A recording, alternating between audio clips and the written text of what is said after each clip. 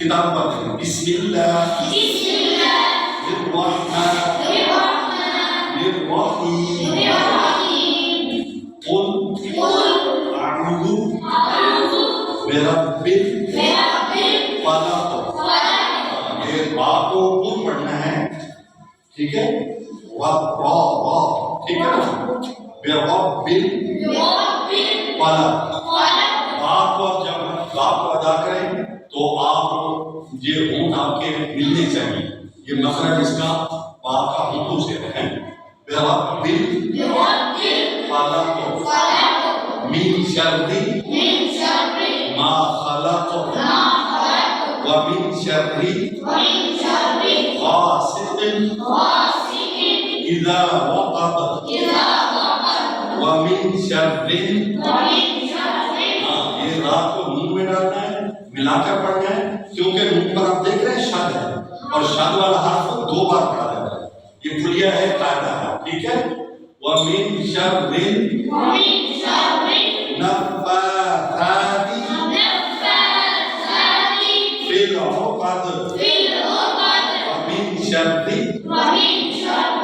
حَاسِدٍ إِذَا حَسَدَ. ترجمہ قل, آپ فرما دیجیے, اے حضور, اے محمد, آپ فرما دیجیے کہ میں صبح کے رب کی بنا چاہتا ہوں, صبح کے رب کی بنا چاہتا ہوں. من شر ما خلق, اور ہر اس چیز کی برائی سے بنا چاہتا ہوں جو اللہ نے پیدا کی ہے. ومن شر غاسق اذا وقب, اور اندھیرے رات کے شر سے جب اس کا اندھیرا چھا جائے. ومن شر النفاثات فی العقد, اور گرہوں پر پھونکے مارنے والوں کے شر سے. یہ جو جادو کرتے ہیں لوگ اور ایسے وہ پھونکے مارتے ہیں, تعویذ بناتے ہیں, تو ان کے شر سے بھی بچنا چاہیے. یہ دعا ہے. ومن شر حاسد اذا حسد, اور حسد کرنے والے کے شر سے جب وہ حسد کرنے لگے. حسد کیا ہوتا ہے؟ حسد یہ ہے کہ کسی کے پاس اللہ کی نعمت دیکھ کر جلنا. کسی کے پاس کوئی اچھی گاڑی ہے وہ دیکھ کر جلنا, کسی کے پاس اچھی زمین ہے, کوئی اچھا کاروبار ہے, اچھی نوکری ہے, وہ دیکھ کر جلنا, ٹھیک ہے. تو یہ بہت بڑا گناہ ہے, بہت بڑی روحانی بیماری ہے.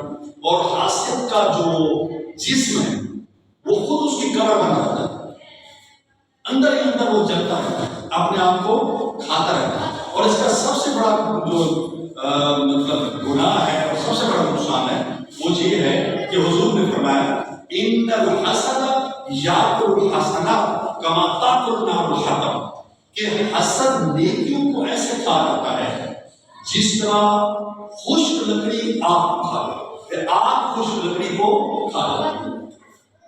آگ خشک لکڑی کو, جو بالکل لکڑی خشک ہوتی ہے, اس کو آگ اتنا جلدی کھا جاتی ہے. اسی طرح انسان کی نیکیوں کو حسد کھا جاتا ہے, جلنا کھا جاتا ہے.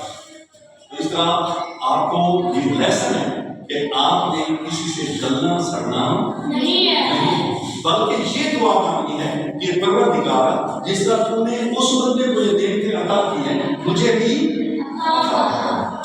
ٹھیک ہو گیا. یہ کل آپ کا اس کا ترجمہ بھی آپ نے لکھنا ہے اور اس کو کیا کرتے ہیں